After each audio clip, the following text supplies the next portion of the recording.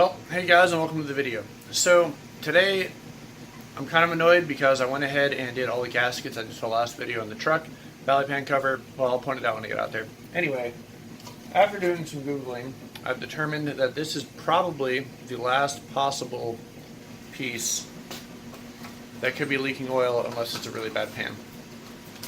That is a oil pressure sending unit. It's called the sending unit, not a reading, because it sends the pressure to the ECM. It's also a switch. Kind of. It's weird. On non-gauge vehicles, it will light up your dash basically saying, hey, you're low on oil pressure. So today I'm going to be installing that. This is going to be like a legit video of how to install it. I'm going to have to take off the intake manifold, a bunch of stuff. We'll show you that momentarily. But first, let me show you my issue real quick. So as you can see, there's oil right there and there. Now, I originally thought that this was because my rear main seal or my rear main seal cover, which is inside the bell housing, is bad, just because I can see it right there. However, this is what makes me think that is not the case. Up top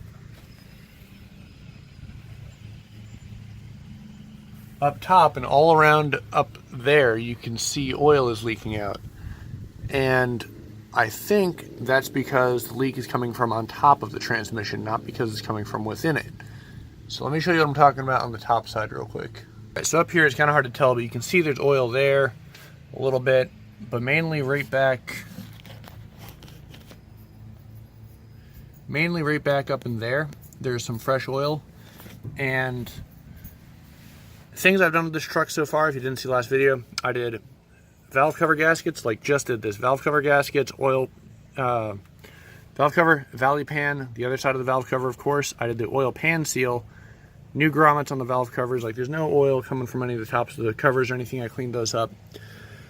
And I didn't get a chance to clean up the bottom because I'm pretty sure they were leaking, so there's some old residual oil there. However, I've pretty much done everything besides the rear main seal and that back cover that you can do to these trucks. As far as searching for oil leaks. The last well-known one is the oil pressure sending unit, which is located behind the manifold back there. So I guess we're going to start this off. Basically, I need to take off the air box because it's kind of in the way. Remove the cover. This is Vortec. Pop that off. Remove the wire harness out of the way. Unbolt the actual air intake manifold. Take that off and move it off to the side because I have fuel lines right there that I do not want to disconnect right now, and just kind of work around it. And then after that's done, we should be good to remove this thing. So I'm going to go ahead and put you on time lapse real quick, and I will show you exactly what I'm doing here. So next time I'll be talking to you is after I get all this taken apart. Hopefully you can get a pretty good view.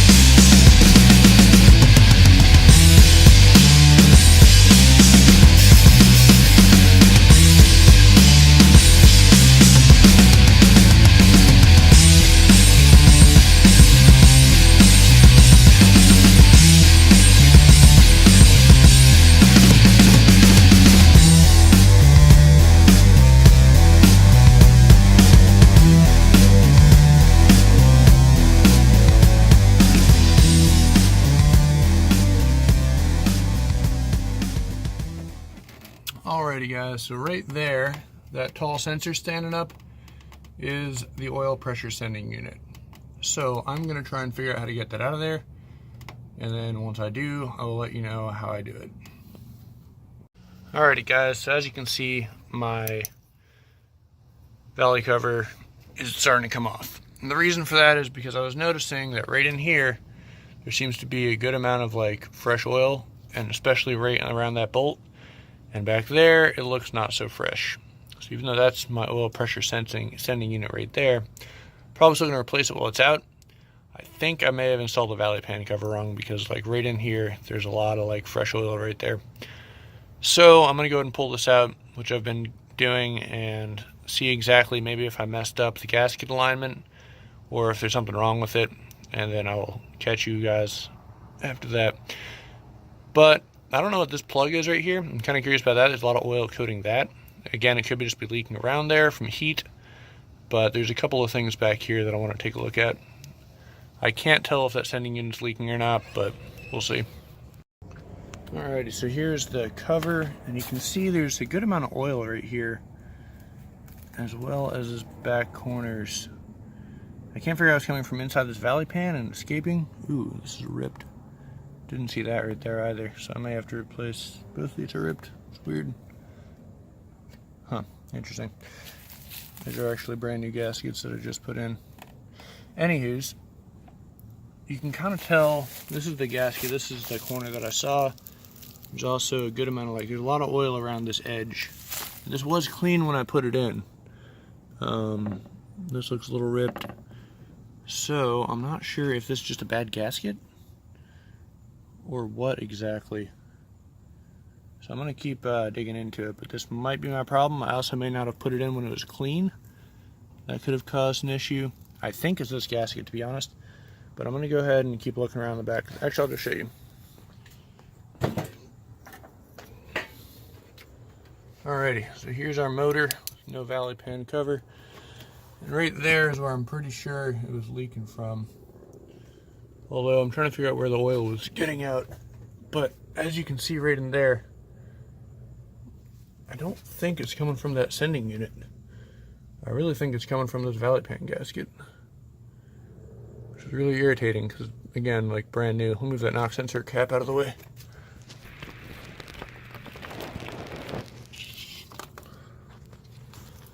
Alright.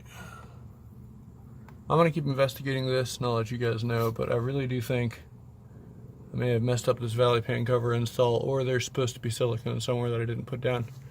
But like, I really think that's where it's coming from the more I look at this.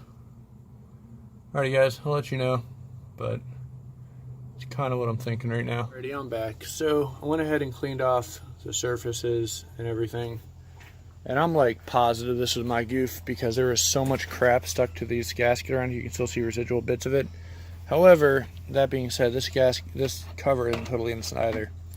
You can see right there's a bunch of casting defects and issues. So I think what I'm going to do is run a bead of RTV around this as well, just to ensure there's no leaks, because I can't guarantee that that's the way it's going to be. And then reinstall it. I'm not going to do the oil pressure sending unit, one, because I don't have the wrench right now, so I'm going to have to order that particular socket to be able to get that thing out.